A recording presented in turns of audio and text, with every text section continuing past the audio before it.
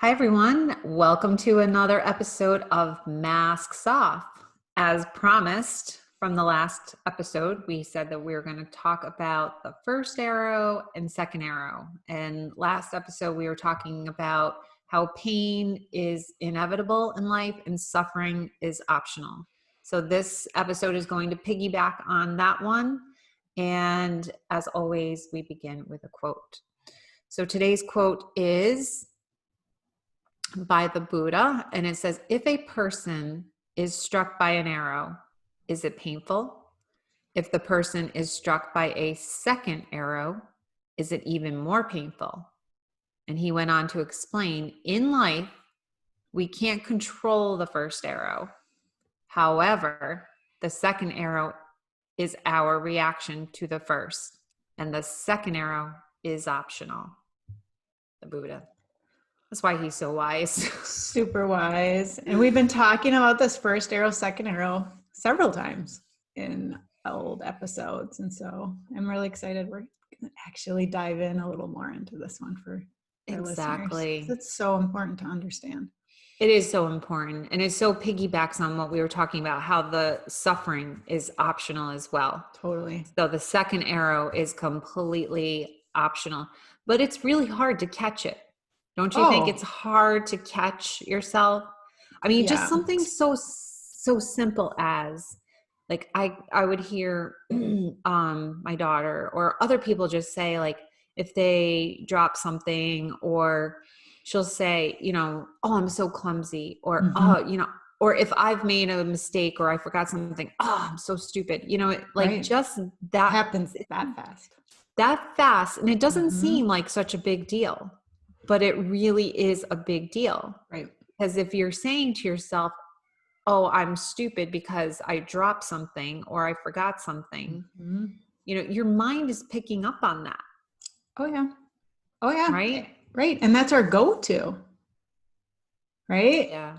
I mean, we drop something or we make a mistake or whatever. If we notice that's what we're telling ourselves over and over and over, it's a pattern that is creating suffering.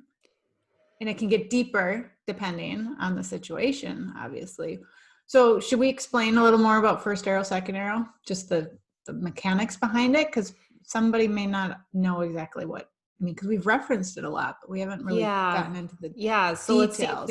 Let's see if we can pull that one apart and deconstruct it. So just like it says in the quote, the first arrow is, it says, in life, we can't always control the first arrow. So that's just like life happening. Or it might be the first arrow is you make a mistake or you forget something. And I was telling you this before we were recording. Remember when I said way back in an earlier episode about my daughter forgetting when she was 9 years old, 10 years old, she forgot her snow pants to go skiing. People forget things. That's the first arrow. Forgot my snow pants. The second arrow then is what comes after the event or the action, and it's the reaction to it.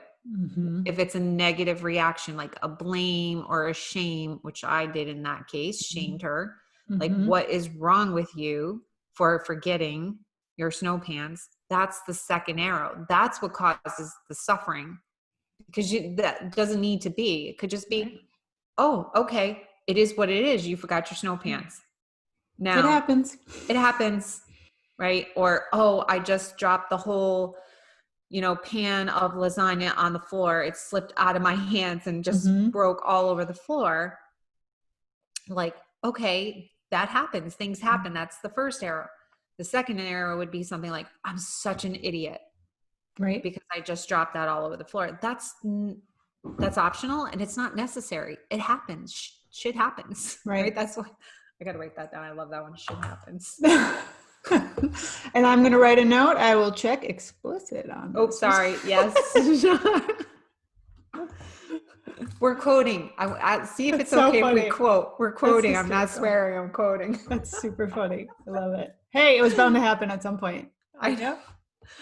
I may no have, suffering, actually. no second arrow. No second arrow. Yes, exactly. No, There you go. No second arrow, right? Okay. So I just may have used explicit language when I'm not supposed to, right? So But who says you're not supposed to? We and never who said says it I'm was, not right. supposed to? Anyway.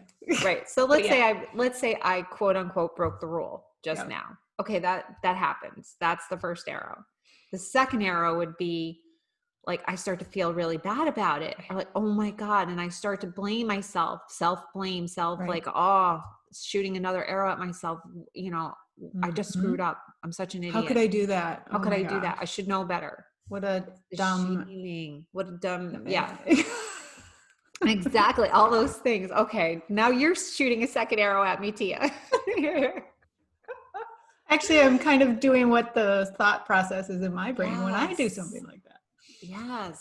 And it can also be even kind of what you just said. You're shooting an arrow at me. So it can be an incident, like you talked about, dropping something or forgetting something, or it can be someone says something to you and you interpret it through your lenses, meaning, your stories, your experiences. Yes. So it could either there be a very nonchalant comment that we internalize and be like, oh, they're judging me, or they're thinking this, or blah, blah, blah, making me feel bad, versus just taking a comment as a comment, whether it's an actual criticism or it's not a criticism. Because how many times have you said something to someone that in your brain, it's like, and it's just feedback or just a conversation, and someone takes it completely wrong and shoots back, or they start to internalize and create a story. That's another second arrow. So it can be, oh my goodness, interaction, interpersonal interaction. It can be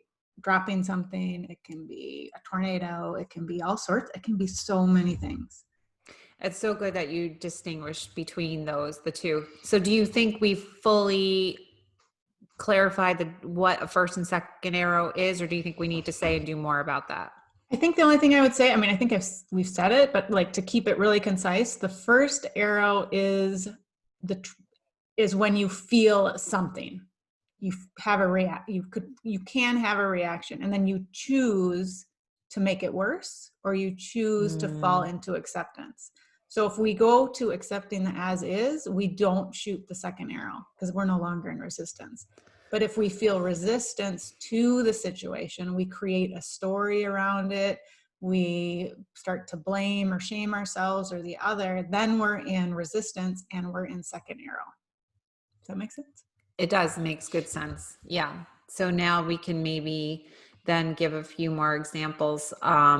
Definitely, I've already shared, the personal ones if I do something, a mistake or whatever, but the interpersonal one, let's talk about that one a little bit more, because that's not one that I often think of as being first arrow, second arrow. So it's a big one. Yeah, I know. What more can we say on that one? I think, there's so many examples if you really stop and think about it, because think of, it can be a work relationship. It can be all your personal relationships with your own parents, with your partner, with your friends. How many times is it there's some seemingly little comment, and it can be on both sides. You can be the one who makes the comment and someone shoots something right back, or, they storm off and it's like, what did I do? Yeah. Or someone says something like, hey, why didn't you put your dishes in the dishwasher? And it's like, oh, now I'm lazy. You're calling me lazy. Second arrow right there. So it can be, it happens in such subtle, small ways all the time. It can happen with feedback. You ask someone to review, can you review and edit this thing? And they bring it back and send it back, and it's all covered up in red marks. It's like, oh, I apparently didn't know anything. How could I have been so stupid? And where in reality, it's like, you asked for my input. I just corrected, gave some feedback, take it or leave it. You don't have to take my feedback. But that's a great example. It's recognizing all these lenses and all these filters that we have, and everyone can experience the same experience differently. That's what's key for me. Like, that's what's coming up for me is being mindful of what you just said about that. I actually had something happen this morning. Did you? Okay. Are you okay with sharing? Yeah, I'll have to just let's see, be mindful of some of the details. But so my daughter and I, we were just having a conversation this morning, and she was just sharing something and about something that she had learned at work, and she and I had a different perception of what it was. And she was, to me, what I heard was her saying, well, I know it because, I'm right. And I know it because I work here and I know, and you don't know, and you don't know anything. Right. And that's how I heard it. Like you said, the lens, that was my lens that I had on. What I heard was, Mom, you don't know anything. I know it and I'm right. You're stupid. Right. And you're right. Exactly. You're stupid. That's what I heard in your brain. So I said something, so let's deconstruct this. So then I said something. Did I shoot the second arrow at myself or at her? Because then I reacted because I was triggered. So we've talked about that. That triggered something in me. So you're resisting. I was resisting. And so then I said, something about, like, I commented about her tone and how, it made me, the way she was saying it. And I think I used the words, the way I'm perceiving this is that you know better and you know everything and I'm wrong. So I think I was articulating that. But then she came back with, well, Mom, I've told you before, this is just how I talk sometimes. This is not what it's not my intention to act like I know it all or to say that you don't know anything. So then I said, then I was able to, so I guess I did kind of deconstruct. It took me a couple minutes to take a deep breath, and then just to get back online. And I came back around and I said, okay. I even said to her, I know this is me. This is my stuff, right? It's my stuff. I'm being triggered by the way you said it, because really she had no intention of being, mean. That goes to what you're saying. People can make a comment and it just is the way that you perceive it. Right. Because you're sensitive that day. I'm sensitive, tired, hungry, angry, lonely, tired, whatever. Hungry, angry, lonely, tired, whatever's going on. So I had a reaction because I was not in a good space, or there's something, a wound within me. Right. Exactly. So really, what I really think it is, when she was saying that and why it felt like a second arrow in a sense, is because somewhere in me, there's a wound from when I was a memory of when I was a child, of someone saying something to me in a way where they're being condescending and I'm feeling less than or feeling stupid for what I said. Right. So it triggered something with it. It had nothing to do with what she said. No, it never does. She was just saying, it was neutral. It was just neutral. No, Mom, this is what this is for. I know this because I looked this up at work and I have this information that you don't have. That you don't have. And it's not like, I'm the expert on this and you don't know what you're talking about. And, I'm better than you. I know. But that's how I perceived it. Right. That's how I perceived it. So I think it's important to recognize, in that situation, well, there's so many things, but I know. First of all, it goes to show we can be aware of first arrow, second arrow, suffering, resistance, acceptance of the as is for years. And we still can get sucked into that spiral. It's just how long we stay there. So yes. You got sucked in for a little bit, but then you're able to come back out and see. And then, now I forgot my train of thought. Oh, the first arrow, it has to hit some sort of wound. Otherwise, we're not going to have a reaction. So if we're fully in the present moment all the time, which is very hard to do. Very hard to do. And not realistic. It puts an expectation on ourselves that we can't attain all the time. Yeah. So we just try to come back to the present moment, which is what you did. Yes, I came back around. So when we're in the present moment, we're already in full acceptance because it's just as it is. So when we have a first arrow shot at us, we're either present and in acceptance, or that first arrow hits that wound that we aren't present with anymore. So it's rearing its head up. And then we have that split second decision, present moment. This is not happening right now. That happened in the past. Or am I going to make it present and shoot a second arrow and make that trigger and that wound get big again? Very hard to do, right? Very hard. Very hard. Yeah. So we're not saying this is easy. Like, I mean, you just experienced this morning, and you've been doing this work for a very long time. For a very long time. Exactly. So the difference is that in the past, when something like that happened, one, I would not have been able to come back around at all. Or even I wouldn't have been aware. I wouldn't have been able to own or see my part in it, my co-creation. I would have just seen her behavior and just pointed the finger and did the blaming. Like we were talking about. You're making me feel. You're making me feel. Oh my God, I was queen of saying the other makes me feel. You make me feel. You make me feel. When it has absolutely nothing to do. No one can control how I feel. Nope. Only I can control how I feel. Exactly. So the minute that I really have a belief that the other has control over how I feel, that's a second arrow as well. Totally. Right? Mm-hmm. Yeah. So there's a bunch of things. One, I would have never been aware of the fact that I was co-creating. I would never have been able to see my part and own it.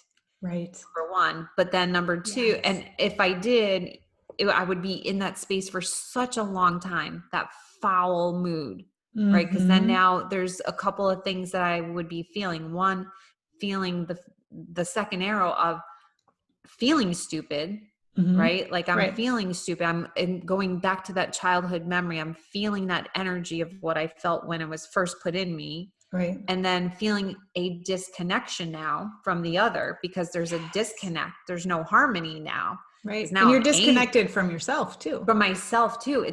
There's the second arrow. It's a double whammy. I feel disconnected from the person who I'm having the issue with, or let's say conflict or whatever, disagreement. And I'm also feeling disconnected from myself. Right. This is so loaded. It's one little 5-minute thing that happened this morning. Look how much stuff is in it. It's incredible when you can step back. And then, so you're disconnected from yourself, disconnected from the other, and you're not in the present, and you're resisting the as is. Oh my goodness. And then you're co-creating. Arrows shooting and co-creating, and arrows being shot everywhere. Right. And that's the thing too. Once we take that second arrow, then we're out there shooting first arrows at other people. Yes. Because we're trying to avoid what is actually happening within us. So I think that's another important piece too. So if you had stayed with that this morning, what would your next interaction have been with her after we're done doing this? You may have gone out and be like, oh, I'm still... I did though a little bit. I was triggered, and I said like something about how she was saying it. And then she felt the second arrow, because then she felt I was mad at her. So then that triggered something in her. She doesn't like for me to be mad at her. And then, so that's why I was able to, like I said, after a couple of minutes, and this is what the beauty is of mindfulness and meditation, is that I'm able to come back to the moment more quickly than ever before. Sometimes I could never, but because I know how to come back to that, it took me only less than 5 minutes to get back online. And I went back, and that's when I said to her, listen, this has absolutely nothing to do with you. This is all about me, what's going on in me. And because I was tired from not having a good night's sleep, I was heightened by certain things. And I also had that wound that she triggered. And so it's always about me. It's never about the other. It's never, ever about her. And even when she felt, had a second arrow feeling like me being mad at her, that had nothing to do with me either. That's her whole inside of her of, I don't want people to be mad at me. Right. And that's the thing. So you were able to do that in 5 minutes, whatever it was. So now it's done. It's not going to continue throughout the rest of the day. No, which is what it's not. happens. And that's the thing, we kind of talked about it in the last episode. We don't even realize it until you start to do this work. You don't see how people have shot arrows at you, and now you're shooting them all around at other people. because you're avoiding connecting to yourself. And here's what can happen with people who are unaware, right? So let's talk about relationships a little bit more, right? The interpersonal. Yeah. So if you have a lot of this arrow shooting, this blaming, so, okay, some time might go by and it might dissipate, but what I have found in the past is you just sweep it under the rug. Right. And so really what happens when you sweep it up, right, then you've got layers upon layers upon layers of sedimentation building up. Right. You have this very stagnant water now with all this layers of sedimentation. What's happening in that relationship with that person? It's very stagnant. It's very stale. It's not like clear and free flowing water. It's not a healthy relationship at all, because you're just shooting arrows, and sometimes those arrows can be really hurtful, right? Oh, yeah. Really hurtful. Like you can have contempt for somebody and shoot some really hurtful arrows, and that's going to build. It's not going to, it doesn't go away. You have to be able to do the repair work. Right. Exactly. And so that brings up another thought that popped into my mind that we could probably talk about with arrows. Do tell. So what happens? I mean, I've experienced, I'm sure that you have experienced this as well.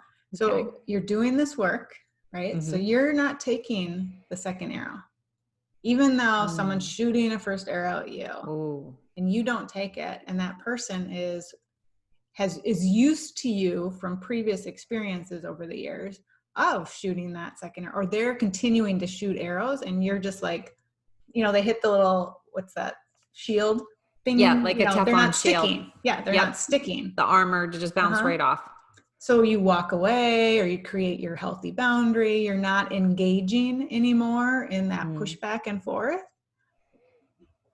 And then it can happen that person takes that as you're selfish, or you're not involved and you don't care, you're not engaging, you're blowing me off, because you're abandoning no longer me. Right, you're no longer, but that's their second arrow. So even though that person may not be shooting a first arrow, that person is still internalizing it because they don't see the suffering spiral they're in.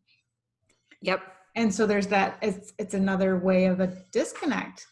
And so that's always been an interesting thing for me, because it's like they're taking it personal that there's no longer this engagement, even though it was an unhealthy engagement of just each other shooting their wounds. What the twin beggar syndrome, right? Yes. So we're no longer twin beggars, meaning we're shooting at each other to try to fulfill our needs, even though it's not in a healthy way. So as we continue down this road of awakening and other people don't join us, it's interesting to witness, or I don't know if you've ever had someone, they take something you say, like that innocuous comment, that neutral comment, and twist it. And you're like, that's not what I said. You are creating a story around that. That's about you. And that's can often be met with, that's not true. It's you. You said that. And it's like, but I didn't say that. So have you experienced similar things? And how does that come into play in that first arrow, second arrow? Well, I like what, I think one thing I could add on about the getting up and walking away when the other person is used to this pattern, this dance of, I'm going to shoot an arrow at you and it's going to land and stick, and then I'm going to shoot one back, that dance, the twin beggar thing. And it doesn't have to be big. They can be little subtle things too. Just to be clear. Yeah. Okay. Yeah, exactly. Especially if you're in a relationship with someone for a really long time and you have all those layers of sedimentation. Exactly. Like, I'm going to tell you, it's not going to take much. It can be the littlest thing that can, Yep. So, but we're talking about wanting to grow, and we're talking about doing the work and awakening. So ideally what we want to do when someone shoots an arrow is to often setting a boundary, walk away. But here, rather than what I've okay, let me go right back to that example of this morning. So that's Okay. what happened, right? Because I could see where she's going. And what I said was, okay, okay, I'm owning it. I said, I'm getting up and I'm walking away because I don't like how this conversation is going, right? Basically, what I was implying was you did and said something wrong. So I'm getting up and walking away. Which is a second arrow because it It is a second arrow. A clean neutral. It was boundary. not clean. Exactly. Rather than, here's how it could have been differently. Okay. It could sound something like this. I'm really feeling triggered in this moment. There's something within me that is having a reaction to something that you're saying. So I feel that it's best for right now if I remove myself and I go and work this out, and then I'll come back in 20 minutes and we can do a do-over, or we can continue the conversation, or we can come back around to it. Yeah. That's a whole lot different telling, my daughter in that moment, I'm not sticking it to you. I'm not abandoning you. I'm not cutting you off. I'm just having an emotional reaction that I need to go work through, which would be a whole lot different. Right? Do you think that's different? Totally. Especially if you do come back around. That's the key. Exactly. You have to come back. You have to come back around. You have to repair. Right. And it doesn't have to be a long thing. It can be just a quick thing. Like I said to her, I was just having I got triggered. I felt, there's something in me that felt, it happens. It happens. Right. So that's an important part when the person shoots an arrow at you, whether it's a real or perceived arrow, because again, the comment or the thing the person says can be completely innocuous, but I take it the wrong way. Right. So there's that piece of it. Now, what was the other part of the question? You asked another part. I think it was. What was it? So what about in the situations where, let's say, an arrow was shot, an intentional one. I'm not saying intentional. A neutral arrow. An intentional arrow was shot. Someone's having a bad day and they just are projecting and want to blame someone. So they're trying to blame you. And it literally doesn't stick because you see it, they're completely projecting on me. They're trying, it's this, I'm not even going to engage with this. I'm neutral. I'm fully in the present moment. I can see what this is for what it is. I'm full in acceptance. So the first arrow doesn't even stick. And so there's not a second arrow, but that person is still wanting to blame. And, so they're like, I need some engagement. I need to get this. So I don't, because they have to release, but they don't want to go within. Yep. So they're trying to engage with the other who's not engaging. Yep. But then they get more and more riled up because they're not getting their normal pattern of, okay, we're going to have like a little conflict, a little mini. A go around. Yeah. So then I don't have to go within. Have you experienced that? Because for sure. 100%. Yeah, for sure. So I get that too. So at the end of the day, if the arrow is shot at me and it deflects, then the arrow can go back right to the person. Exactly. Right? Which is what it's a boomerang. Right. It's a boomerang. Yep. So now the person is feeling even worse because like, crap, this pattern, this dance that we used to do is not working right now. And now I'm stuck with these feelings. So at the end of the day, we talk about co-creation. We talk about 100% responsibility. Yep. So that person really does need to take 100% responsibility for managing his or her own feelings, emotions around that whole entire situation. Yep. However, if I feel as if I see the person is just having a really tough time and, I can see it for what it is, if I want to take a compassionate approach, I can simply say, hey, look, I see you're really stressed right now. I see you've been having a tough time. And I know you just made this comment and,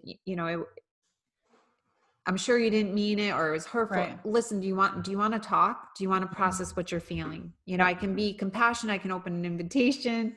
I can offer, some assistance, support. Right. If the person says, still in that space of shooting more arrows. Okay. Well, I feel like right now is not the best time for us to continue this conversation so that it doesn't go south, why don't, we just take a breather, and, if in a little while you feel like you do want to chat or you do want to process something, let me know. I'm here for you. Exactly. So therefore, I'm not abandoning the person. I'm not saying, screw you, just go to you. I'm offering some support, some guidance, whatever. And maybe that person needs to just go have some time so that that person can get back online as well. Yeah, because it depends on the person. It depends on the situation. Sometimes they want, sorry, for those of you who can't see us, a cat who's really wanting attention. Some people really crave that interaction when they're having a tough time. And some people are like, absolutely not. Yes. Not interested. Yes. You're going to make it worse if you do engage. And then you have to notice, because I've done that before, where you just talked about, like, oh, okay, it's not hitting. Hey, it looks like you're having a tough time. How can I best support you? And it comes back. Even more. And then I have fallen into, I want to fix it. I want to make it go away. You're in pain. Let me help you. And then it just makes it worse. Because I had then I all of a sudden did take the arrow and put a second arrow in, because it was triggering, I want to make this person feel better. So so we can be very neutral and not have that second arrow, first arrow. And then if we're not careful, it can come in. It's super sneaky. It is super sneaky. And I was just thinking that to myself as well. Even if we're neutral in the beginning and the arrow deflects off, if you stay in that toxicity or that toxic environment for too long, it doesn't matter. I would think even the Dalai Lama probably at some point would finally then, start to react. Right. So you have to be mindful of that as well. Exactly. Because I think that's a good point, because we can overstay our welcome. And then we're really energetically almost like, hey, try me again. Just try it. Yeah. Because my little inner child is really ready to go. Always, the inner child is always wanting to come out and fight. Yeah. Hands up. That. Yeah. Yeah. And then you have the little, higher self saying, walk away. Yes. Just it's walk like away. on the shoulder, the devil and the angel talking. Yeah. It's a tough one. And it's one, I think everyone, no matter how far along you are on your path, it's always going to be a part of being human. Exactly. Yeah. And it is, I think though, when the reactivity comes out and the fighting comes out or the crying comes out of you hurt me, would you agree and say it's almost always, it's the inner child? Oh, right. It's your inner child. Yeah. So even though you may do a lot of inner work on healing those old hurts, those old wounds, you still have that part of you, that piece of you, that inner child that's there, always watching and waiting for some bully on the playground to come along. And really it's just that other person's inner child. So whenever that interaction is at play, it's the it's the inner children coming out. The adult's gone at that point. Completely gone. Right? The adult's out of the room. Yeah. And it's amazing how we just fall into that. And it's interesting to me, like, why is that more comfortable for us? I know, because it's what we're familiar with. And it's knee jerk. Yeah. Is it ego? Is it like how we're conditioned to see the negative? Like that's evolutionary. That's evolution. Yeah. So is it part that? So we have to override all of that evolution because it's not in existence anymore, because we're in our comfortable homes. And that's how mindfulness helps, right? Mindfulness and meditation help. Right. And it's life-changing. It's life-changing. And then it's just, and also, like, I go back to the hypnosis as well, changes a lot of the old belief systems. Right. And yet we are still human always. So it's always that possibility. What I was thinking about for future episodes is doing more on the inner child and adulting. Yeah. Maybe we can talk about and teach about adulting, because that's Mm-hmm. also what we're saying here. As we're talking about, it's your inner child that comes out and fights. Yeah. Like, you hurt me, so I'm going to hurt you back. Right. That kind of, even if Mm-hmm. the first and second arrow is directed inward and you're doing it to yourself, it's still your inner child that's hurting. So Exactly. it's healing the inner child. We could talk about how, Mm-hmm. that plays out, and then how to become an adult, because we're not taught. Mm-hmm. We're not taught. No, and we're not going to make our inner child go away No, at all. nope. It's will be with us until we die. Yep. It's just And about helping the little girl or the little boy mm-hmm. to heal, and to see that, that you are no longer that little 8-year-old self. You're no longer that 10-year-old self. You're an adult now.